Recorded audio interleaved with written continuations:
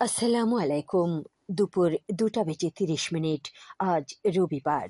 বাংলাদেশ বেতার কক্সবাজার স্থানীয় খবরে স্বাগত জানাচ্ছি রোজিনা আক্তার রোজি। আজ বিশ্ব শিক্ষক দিবস। বিশ্বের অন্যান্য দেশের মতো বাংলাদেশেও যথাযোগ্য মর্যাদায় দিবসটি পালিত হচ্ছে। জাতিসংঘের সংস্থা ইউনেস্কোর উদ্যোগে 1994 সাল থেকে প্রতি বছর 5 অক্টোবর বিশ্ব শিক্ষক দিবস পালিত হয়। দিবসটি পালনের লক্ষ্য শিক্ষকদের স্মরণ করা এবং তাদের সম্মান জানানো। দিবসটির এবারের প্রতিপাদ্য শিক্ষকতা পেশা, মিলিত প্রচেষ্টার দীপ্তি। এদিকে বিশ্ব শিক্ষক দিবস উপলক্ষে কক্সবাজারে জেলা প্রশাসনের আয়োজনে আলোচনা সভা অনুষ্ঠিত হয়েছে। আজ জেলা প্রশাসকের কার্যালয়ের সম্মেলন কক্ষে বিভিন্ন প্রাথমিক ও মাধ্যমিক শিক্ষা প্রতিষ্ঠানের শিক্ষকদের অংশগ্রহণে এই সভা অনুষ্ঠিত হয়। এতে প্রধান অতিথি ছিলেন জেলা প্রশাসক মোহাম্মদ আব্দুল মান্নান। প্রধান অতিথির বক্তব্যে জেলা প্রশাসক বলেন, বৈশ্বিক চ্যালেঞ্জ মোকাবিলায় এবং দক্ষ জাতি গঠনে শিক্ষকদের যুগ উপযোগী শিক্ষা প্রদান নিশ্চিত করতে হবে। অতিরিক্ত জেলা প্রশাসক সাইদুজ্জামান চৌধুরীর সভাপতিত্বে এতে জেলা শিক্ষা কর্মকর্তা, জেলা উপানুষ্ঠানিক শিক্ষা ব্যুরোর সহকারী পরিচালক, ডিসি কলেজের অধ্যক্ষ, সরকারি উচ্চ বিদ্যালয়ের প্রধান শিক্ষক সহ সংশ্লিষ্টরা বক্তব্য রাখেন।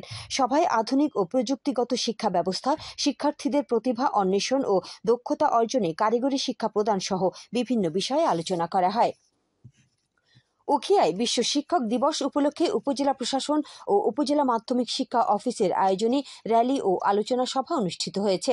উপজেলা পরিষদে আয়োজিত এই সভায় প্রধান অতিথি ছিলেন উপজেলা নির্বাহী কর্মকর্তা মোহাম্মদ কামরুল হাসান চৌধুরী।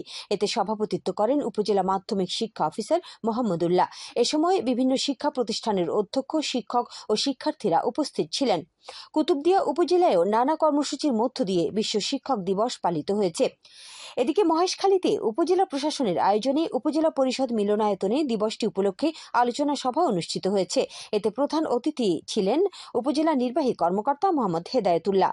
উপজেলা মাধ্যমিক শিক্ষা কর্মকর্তা মোহাম্মদ জাহিদুর রহমানের সভাপতিত্বে এতে উপজেলা ভারপ্রাপ্ত প্রাথমিক শিক্ষা কর্মকর্তা সহ বিভিন্ন শিক্ষা প্রতিষ্ঠানের প্রধান শিক্ষকগণ উপস্থিত ছিলেন।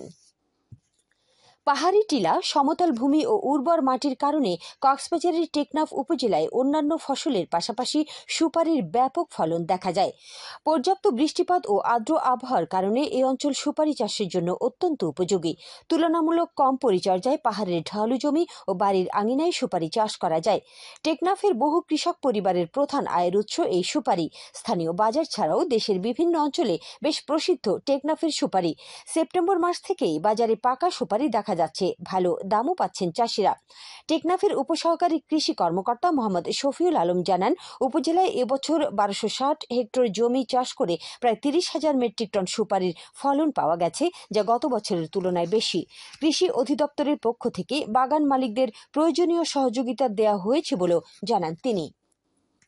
টেকনাফ উপজেলায় প্রায় 1260 হেক্টর জমিতে সুপারি চাষ হচ্ছে। সুপারির গত বছরের তুলনায় এবছর বাজার মূল্য বেশি হওয়ায় এবছর কৃষকের আরো আগ্রহ দেখাচ্ছে। সুপারি হচ্ছে এখানে সারা বছর হয়, তবে জুলাই, আগস্ট, সেপ্টেম্বরের পর থেকেই বিশেষ করে সুপারির ফলনটা বেশি হয় আর সুপারির যারা চাষি আছে আমরা কৃষকদেরকে টেকনিক্যাল সাপোর্ট, মনে করেন অনেক সময় সুপারির রোগ আসে, পোকা আসে, এগুলো কিভাবে নির্মূল করবে, কিভাবে দমন করবে, এই বিষয়ে আমরা উঠান বৈঠকের মাধ্যমে কৃষকদেরকে হাতে কলমে প্রশিক্ষণ দেওয়ার পরে দিন দিন সুপারির উৎপাদনটা বৃদ্ধি হচ্ছে। মহেশখালীর বড় মহেশখালী ইউনিয়নে গ্রাম আদালতে 25টি মামলা পরিচালনা করা হয়েছে। স্থানীয় ইউনিয়ন পরিষদের আয়োজনে আজ পরিষদ মিলনায়তনে গ্রাম আদালত পরিচালনা করেন ইউনিয়ন পরিষদের চেয়ারম্যান শাহ ম এনায়েতুল্লাহ বাবুল। তিনি জানান, এতে 4টি মামলা নিষ্পত্তি ও 1টি খারিজ করা হয়েছে। এছাড়া 20টি মামলা চলমান রয়েছে। তিনি আরো বলেন, গ্রাম আদালতের মাধ্যমে স্থানীয় জনগণকে প্রাথমিক আইনি সেবা প্রদানে সচেষ্ট রয়েছে ইউনিয়ন পরিষদ। আবহাওয়া। আগামীকাল দুপুর 12টা পর্যন্ত 24 ঘন্টার পূর্বাভাসে বলা হয়েছে, আকাশ অস্থায়ীভাবে মেঘলা থেকে মেঘাচ্ছন্ন থাকতে পারে। সেই সাথে অনেক জায়গায় অস্থায়ীভাবে দমকা হাওয়া সহ হালকা থেকে মাঝারি ধরনের বৃষ্টি অথবা বজ্রসহ বৃষ্টি হতে পারে। কক্সবাজার সমুদ্র বন্দরের জন্য কোনো সংকেত নেই। আগামী 24 ঘন্টায় দিন ও রাতের তাপমাত্রা প্রায় অপরিবর্তিত থাকতে পারে। আজ সূর্যাস্ত যাবে সন্ধ্যে 5টা 37 মিনিটে। আগামীকাল সূর্যোদয় হবে ভোর 5টা 45 মিনিটে।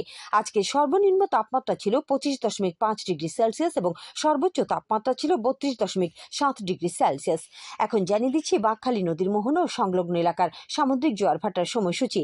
আজ জোয়ার শুরু হয়েছে দুপুর 3টা 44 মিনিটে, চলবে রাত 9টা 31 মিনিট পর্যন্ত। ভাটা শুরু হবে রাত 9টা 31 মিনিটে, চলবে ভোররাত 4টা 3 মিনিট পর্যন্ত। পুনরায় জোয়ার শুরু হবে ভোররাত 4টা 3 মিনিটে, চলবে আগামীকাল সকাল 9টা 43 মিনিট পর্যন্ত। সবশেষে পর্যটক বার্তা।